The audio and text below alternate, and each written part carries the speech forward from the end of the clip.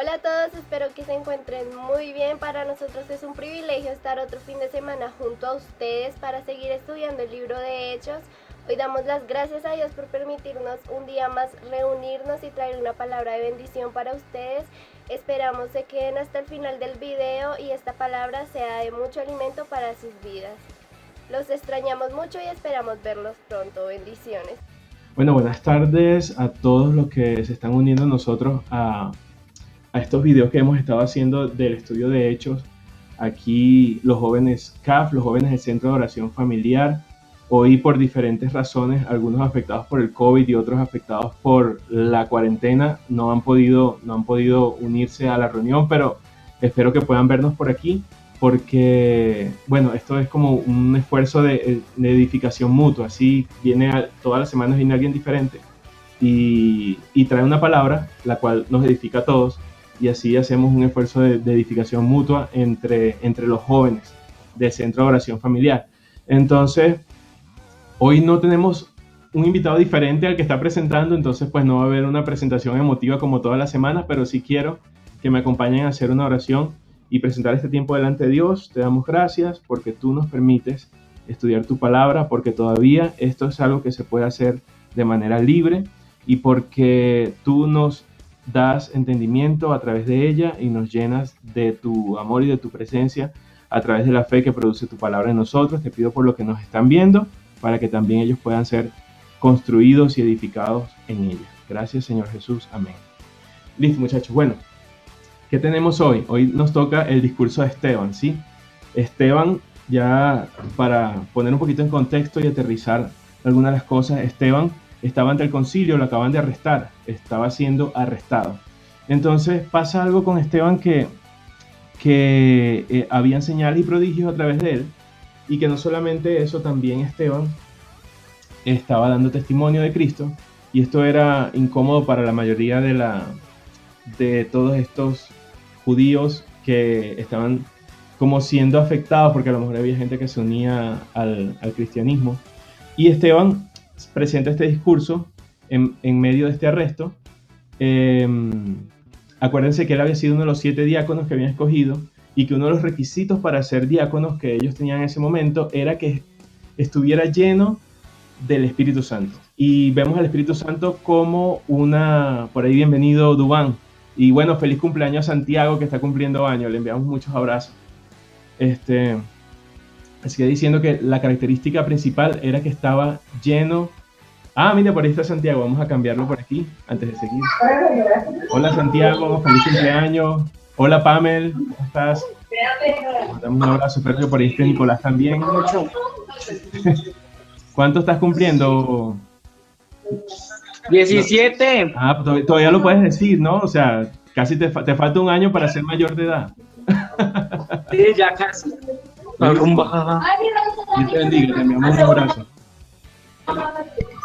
¡Feliz No cumpleaños! escucho nada más. ¿Cómo? Gracias.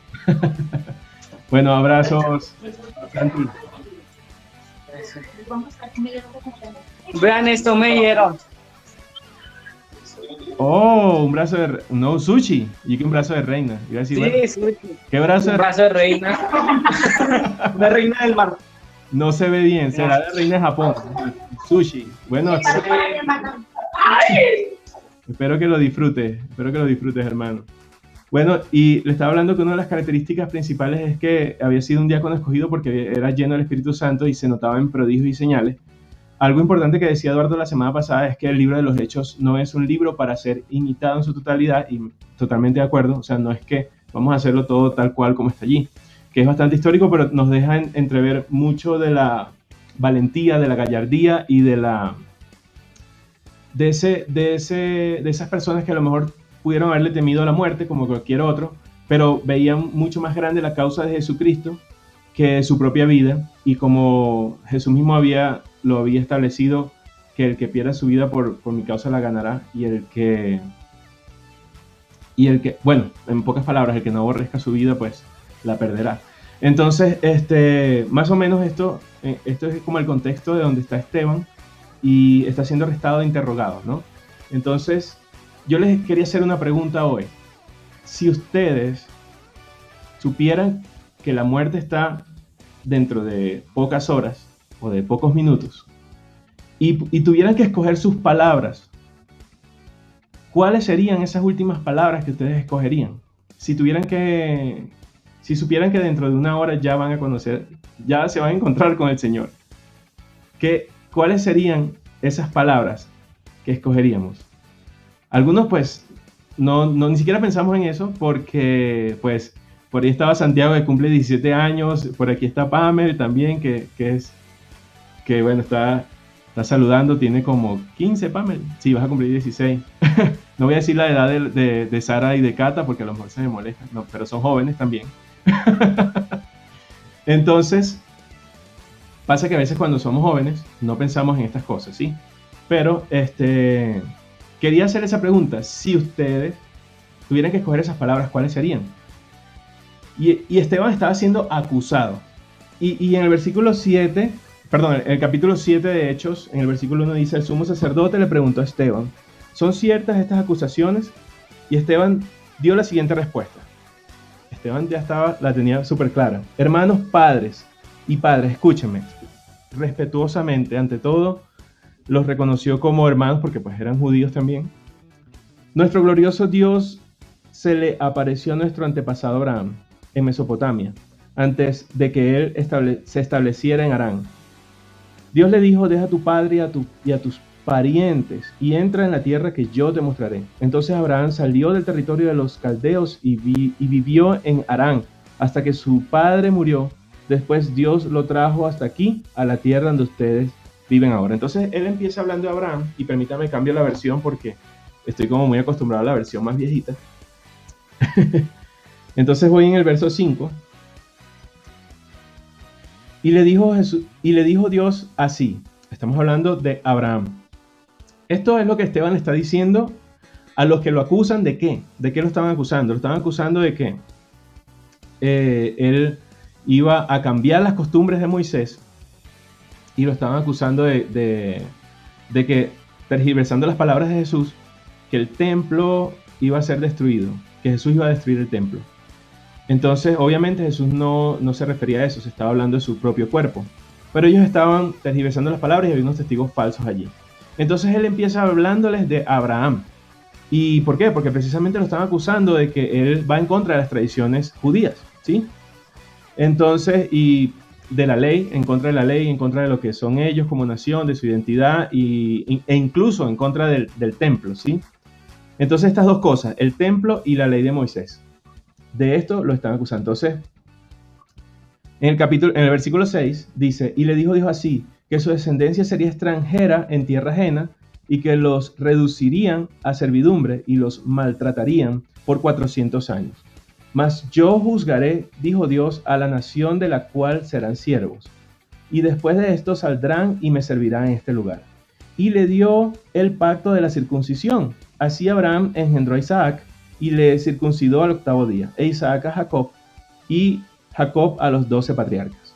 Los patriarcas, movidos por envidia, vendieron a José para Egipto, pero Dios estaba con él y le libró de todas sus tribulaciones, y le dio gracia y sabiduría delante de Faraón, rey de Egipto, el cual lo puso por gobernador sobre Egipto y sobre toda su casa. Vino entonces hambre en toda la tierra de Egipto, de Canaán, y grande tribulación, y nuestros padres no hallaron alimentos. Fíjate, empezó hablando de Abraham, ahora está hablando de José. Algo que los dos tienen en particular es que los dos fueron extranjeros. Y aunque Dios le había prometido la tierra a Abraham, físicamente no la poseyó, pero sí espiritualmente, y todavía existe la promesa para el reino de Cristo. Entonces, esto empieza el esgrimiendo.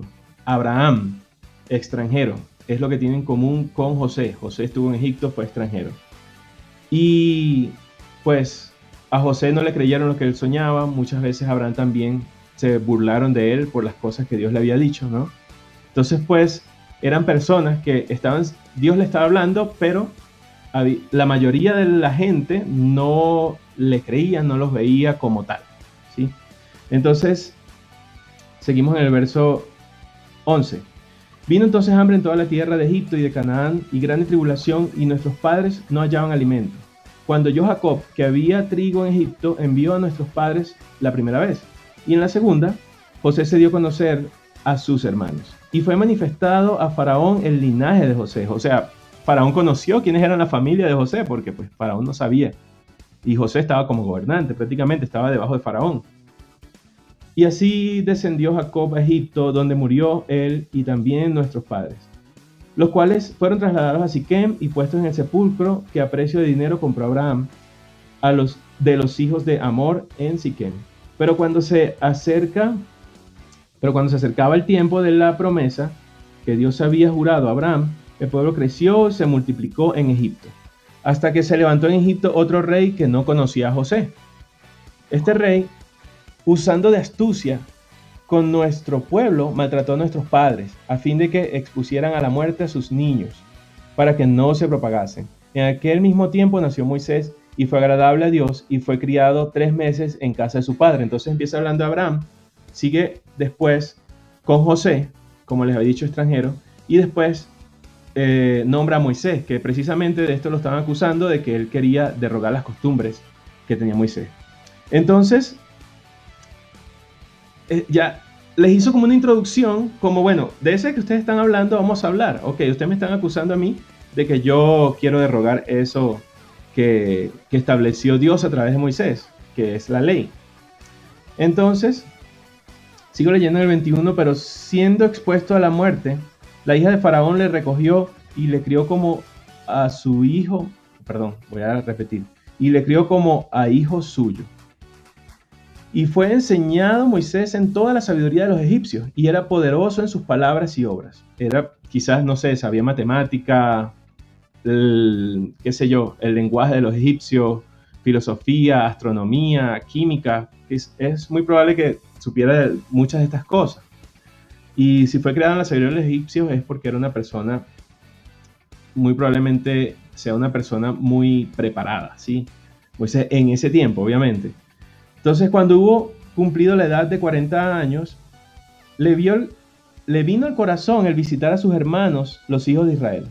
Y al ver uno que era maltratado, lo defendió e hiriendo al egipcio, vengó al oprimido. Pero él pensaba que sus hermanos comprendían que Dios les daría libertad por mano suya, mas ellos no lo habían entendido así. Y al día siguiente se presentó a uno de ellos que reñían, peleaban, y los ponía en paz, diciendo: varones, hermanos sois, ¿por qué os maltratáis el uno al otro? Entonces el que maltrataba a su prójimo le rechazó, diciendo: ¿quién te ha puesto por gobernante y juez sobre nosotros? Esto es muy importante, porque estamos viendo el rechazo de alguien sobre Moisés. Y esto se lo está poniendo Esteban a este grupo de personas, a los libertos, a los del concilio. Se lo está exponiendo porque justamente estaban rechazando a Moisés. Entonces el que maltrataba a su prójimo le rechazó, diciendo: ¿quién te ha puesto por gobernante y juez sobre nosotros? ¿Quieres tú matarme como mataste ayer al egipcio? Al oír esta palabra, Moisés huyó y vivió como extranjero en tierra de Madián, donde engendró 2 hijos. Pasados 40 años, un ángel se le apareció en el desierto del monte Sinaí, en la llama de fuego de una zarza. Entonces Moisés, mirando, se maravilló de la visión, y acercándose para observar, vino a él la voz del Señor: yo soy el Dios de tus padres, el Dios de Abraham, el Dios de Isaac y el Dios de Jacob. Y Moisés, temblando, no se atrevía a mirar.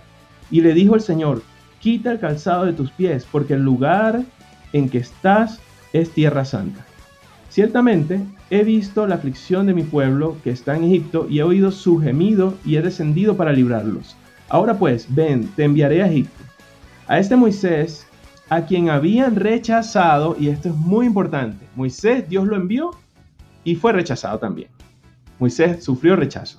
José sufrió rechazo, y Abraham también, hasta de su propia esposa. Tenían 3 cosas en común, un par de cosas en común, como por ejemplo que eran extranjeros y que habían sido rechazados. Entonces, ¿por qué le está planteando esto? Porque a Jesús también lo rechazaron. Ellos rechazaron a Jesús. Y entonces está haciendo la similitud, una simbología de lo que representan la vida de estas personas en comparación a la vida de Jesús. Y se los está dando de manera muy sutil, ¿sí? Por ahí está Sara, está trabajando. Entonces, Dice, yo soy el Dios de tus padres. Ah, no, estoy en el 35. A este Moisés, a quien habían rechazado diciendo, ¿quién te ha puesto por gobernante y juez? A este envió Dios como gobernante y libertador por mano de aquel que se le apareció en la zarza. Este lo sacó y habiendo hecho prodigios y señales en la tierra de Egipto y en el Mar Rojo y en el desierto por 40 años, este Moisés es el que dijo a los hijos de Israel, muy importante, lo dijo por ahí en Deuteronomio, no recuerdo, estamos en el 37, versículo 30, déjame ver si lo tengo por aquí. 36, creo que es Deuteronomio 18, 15, ¿ok? Deuteronomio 18, 15 para los que están anotando. Entonces, en el verso 37, este Moisés es el que dijo a los hijos de Israel, profeta os levantará el Señor vuestro Dios de entre vuestros hermanos como a mí. A él oiréis. Este es aquel Moisés, y cuando lo menciona así de esta forma, es muy probable que estuviera haciendo la analogía, no es muy probable, no, está haciendo la analogía de Cristo Moisés. Este, refiriéndose al profeta del que está hablando Moisés, es aquel Moisés que estuvo en la congregación en el desierto con el ángel que le hablaba en el monte Sinaí y con nuestros padres y que recibió palabras de vida que darnos, al cual nuestros padres no quisieron obedecer, sino que le desecharon. Estaba siendo bastante duro en este grupo de personas que lo estaban acusando, diciendo que nuestros padres le habían desechado estas cosas que Dios le había dicho. Y en sus corazones se volvieron a Egipto, como si quisieran volver a ser esclavos. Cuando dijeron a Aarón, haznos dioses que vayan delante de nosotros, porque a este Moisés que nos sacó de la tierra de Egipto, no sabemos qué le haya acontecido. Entonces esto, ya él estaba esgrimiendo todo lo que había pasado y todo el rechazo que había sufrido Moisés, del cual lo estaban acusando a él. Y había sido precisamente por los padres, ¿sí? Por los del pueblo de Israel que estaban allí junto con él en el desierto. Entonces hicieron un becerro y ofrecieron sacrificio al ídolo, y en las obras de sus manos se regocijaron. Y Dios se apartó y los entregó a que rindiesen culto al ejército del cielo, como está escrito en el libro de los profetas. ¿Acaso me ofreciste víctimas y sacrificios en el desierto por 40 años, casa de Israel? Antes bien llevasteis el tabernáculo de Moloc. Los que no lo saben, Moloc es un demonio. De hecho, todavía se ven por ahí imágenes de Moloc. Creo que hay un video de Anuel que colocó una imagen de Moloc, si no me equivoco. Entonces, en uno de sus videos que pues casualmente estaba viendo como la simbología de estos demonios, estos dioses, y cayó la imagen del video de él. Entonces, y la estrella de vuestro Dios Renfán, figuras que os hicisteis para adorarlas. Os transportaré pues más allá de Babilonia. Tuvieron nuestros padres el tabernáculo del testimonio en el desierto, como había ordenado Dios cuando dijo a Moisés que lo hiciese conforme al modelo que había visto, el cual, recibido a su vez por nuestros padres, lo introdujeron con Josué. Hola muchachos, no sé si alguien por ahí colocó algo. Quería decir, no, bueno, ¿continúo? ¿Sí? ¿Todo bien? Ok. Entonces, estoy en el verso 45 del capítulo 7 de Hechos, para los que pues acaban de llegar, el cual recibió a su vez por nuestros padres, lo introdujeron con Josué al tomar posesión de la tierra de los gentiles, a los cuales Dios arrojó de la presencia de nuestros padres hasta los días de David. Este halló gracia delante de Dios y pidió proveer tabernáculo para el Dios de Jacob. Entonces está hablando ahora de David. David, que también fue rechazado por su propio suegro, que lo quería matar, por sus propios hermanos, fue rechazado por muchas personas, incluso hasta por sus esposas, porque les daba vergüenza ver cómo él bailaba cómo él danzaba delante de la presencia o del arca, ¿sí? Entonces, seguimos hablando de otra persona que también fue rechazada y que era conforme al corazón de Dios. Entonces, este halló gracia delante de Dios y pidió proveer tabernáculo para el Dios de Jacob. Mas Salomón le edificó casa. Si bien el Altísimo no habita en templos hechos de mano, como dice el profeta, y aquí él va a atacar directamente la idolatría que tenían estas personas, estos libertos, estaban allí los libertos y estaban los saduceos. Él iba a dejar en evidencia la idolatría que tenían estas personas por lo que se denomina el templo como las tradiciones religiosas de la época. Y el templo como un lugar, como una edificación. Sabemos que cuando Jesús murió, el velo del templo se rasgó. Entonces, dice en el versículo 49, el cielo es mi trono y la tierra el estrado de mis pies. ¿Qué casa me edificaréis? Dice el Señor. ¿O cuál es el lugar de mi reposo? Así como, ¿de verdad ustedes creen que yo me puedo encerrar allí, en ese edificio? Entonces, eso ahí está atacando esa acusación que le hicieron con respecto al templo. Eso lo está diciendo Esteban ante este concilio de libertos y de saduceos. ¿No hizo mi mano todas estas cosas? Dice Dios. Duros de cerviz e incircuncisos de corazón y de oídos. Vosotros resistís siempre, eso se lo está diciendo Esteban, a, repito, los saduceos y libertos y líderes religiosos y políticos de la época, que muchos de ellos eran religiosos y políticos al mismo tiempo. Entonces, duros de cerviz e incircuncisos de corazón y de oídos. Cuando le dice incircuncisos, eso es una de las ofensas más grandes que se le puede decir a un judío. Incircunciso. No importa que le dijera incircunciso de corazón, porque después pusiera la palabra corazón, pero para ellos incircuncisos, sin importar lo que viniera, ya era una ofensa bastante grande. Pero se estaba refiriendo al corazón, porque no se quitaban esa religiosidad y esos dogmas que los tenían esclavizados para luego recibir el vino nuevo, que es el Evangelio de Jesucristo. Entonces, duros de cerviz e incircuncisos de corazón y de oídos, vosotros resistís siempre al Espíritu Santo, como vuestros padres, así también vosotros. Es decir, esto que está pasando aquí, esto ya ha sucedido antes.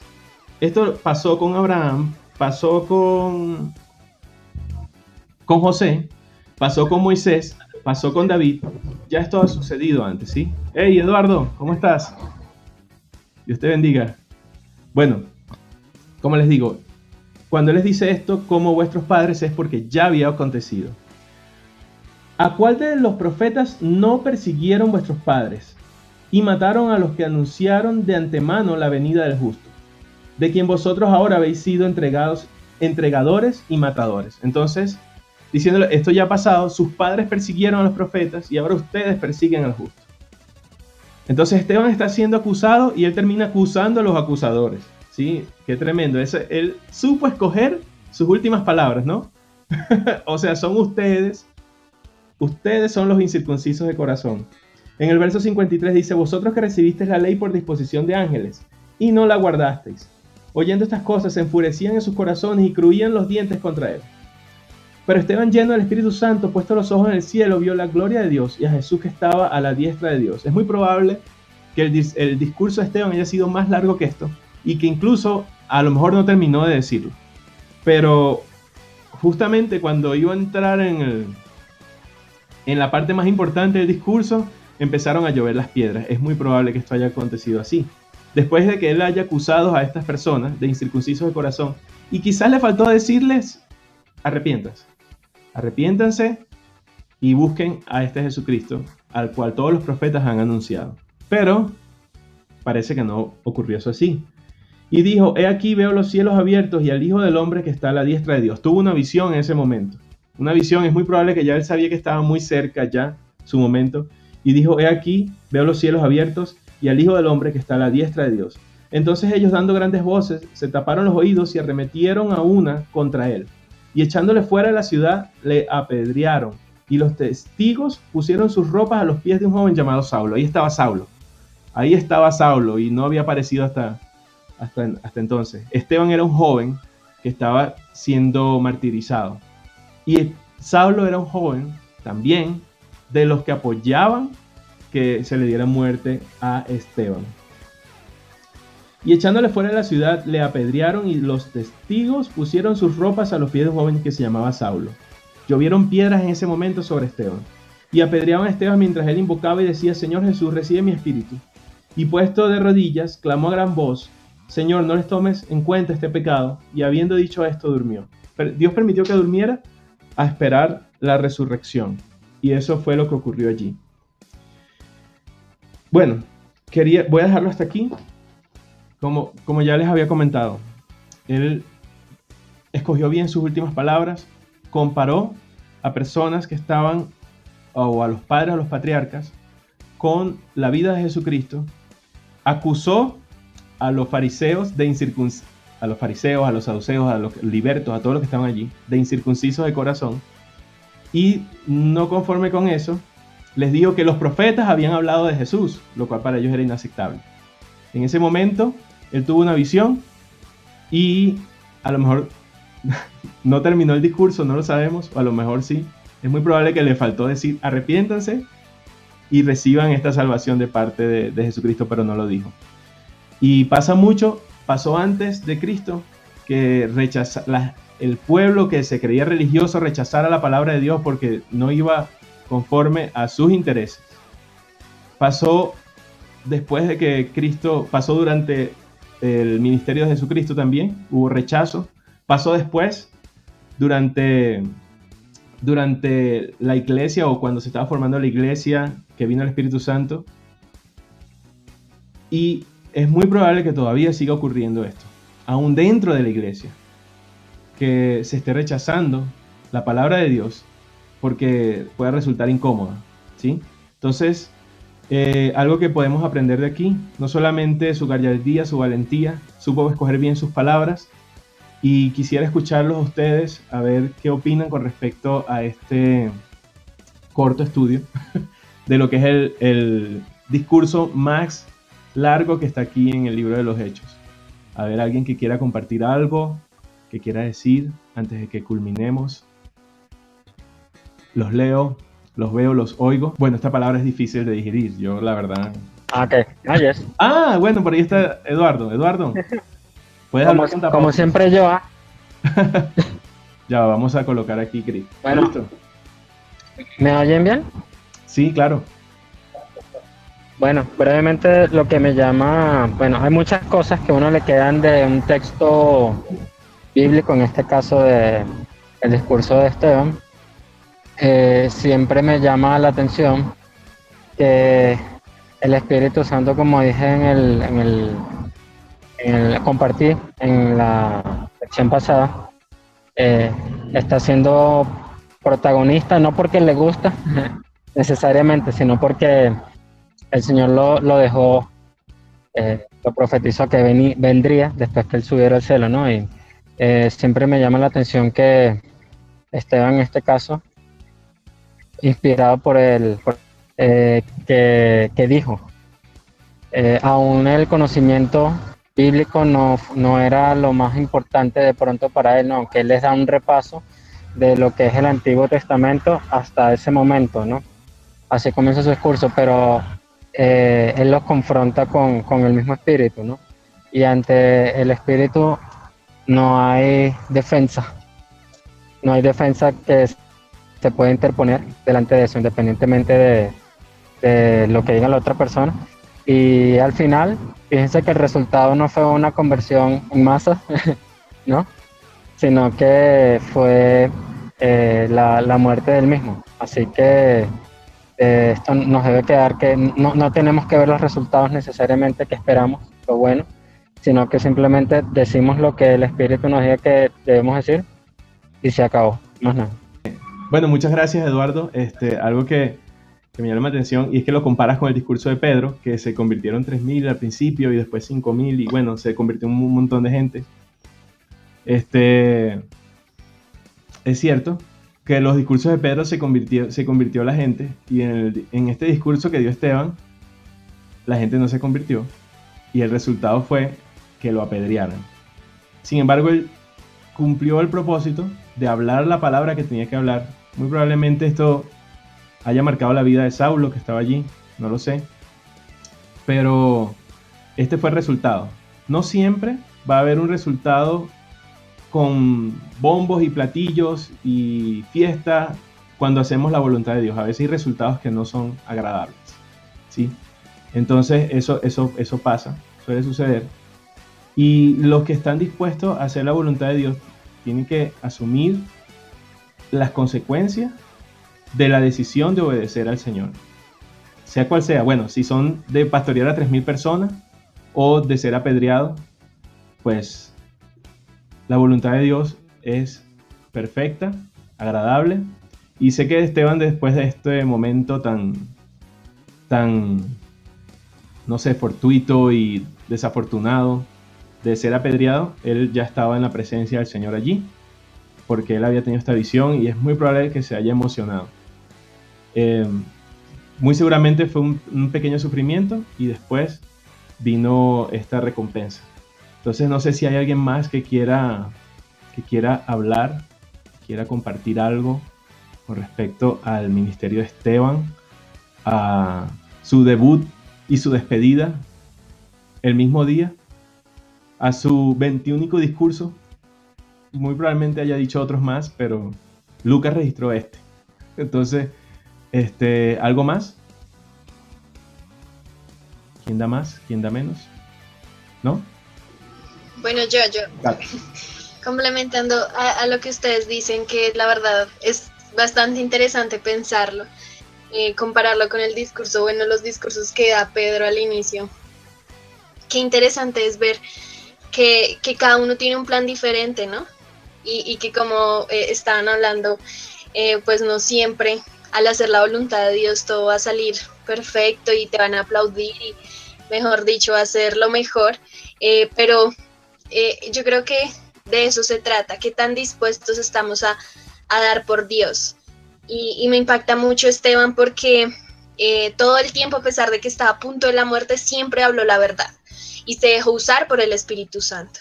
Entonces, porque, o sea, humanamente, o sea, pongámonos en los zapatos de él, estamos a punto de ser apedreados. ¿Realmente somos capaces de hablar las cosas como son o ya resultamos convirtiéndonos a esas personas por no morir? Entonces yo me pongo en los zapatos de él y digo, wow, qué valentía y qué amor por Dios. De verdad que es algo que impacta mucho y nada, desde hace 8 días, siempre Eduardo cuando habla me deja pensando mucho. y hace 8 días yo pensaba y yo decía, es increíble ver realmente cómo este libro habla tanto, no directamente, pero sí se refiere mucho al Espíritu Santo y lo que hace el Espíritu Santo. Tal vez no lo escribe como, y el Espíritu Santo hizo esto y esto y esto, pero qué increíble ver que él es el protagonista. Entonces eso es increíble y nada, de verdad que también me estaba preguntando, bueno, Saulo estaba ahí, más adelante vamos a ver un poquito de Saulo. Yo también me estaba preguntando, ¿será que quedó traumado después de que se convirtió y recordar eso de Esteban? ¿Qué pasaría? Pero bueno, ya lo veremos y bueno, que sea el Espíritu Santo también revelándonos. Uy, Ya. sí. La muerte de Saulo, bueno, es muy probable que después de convertirse, él tuviera estas imágenes que él mismo había sido perseguidor de la iglesia y de todas estas muertes. Quizás él ya sabía cuál destino le tocaba. Es muy probable. Entonces, eran tiempos difíciles. Ahorita estamos en tiempos difíciles y nada, tenemos que orar los unos por los otros para que podamos ser llenos del Espíritu Santo, definitivamente, como iglesia, ¿sí? ¿Alguien más que quiera agregar algo? ¿O todo bien?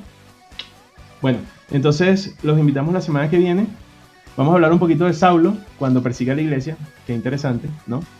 Y la predicación del Evangelio en Samaria, ¿sí? Estamos hablando que el Evangelio se iba a extender en Jerusalén, en Samaria, en Judea y hasta el último de la tierra. Ya esto lo sabíamos. Entonces, porque pues el mismo Jesús lo había dicho que iba a ser así. Gracias muchachos por los que vinieron, por los que se conectaron. Hubo muchos contratiempos hoy. Diferentes personas se conectaron y se desconectaron y algunos pues no pudieron simplemente. Pero espero que cuando vean esto pues no nos ayuden. Ayúdense ustedes mismos buscando en la Biblia y leyendo lo que estamos tratando aquí para que no traigamos grueso todo lo que nos dan, sino que también nosotros podamos analizarlo, ¿sí? Y bueno, les envío muchos abrazos. La bendición del Señor esté sobre ustedes también y que Dios los guarde en todo momento, aún estando en su casa o afuera, donde quiera que estén, que Dios los guarde de todo mal y de toda acechanza y de toda peste. Dios los guarde en su presencia. Y les envío un abrazo. Chao.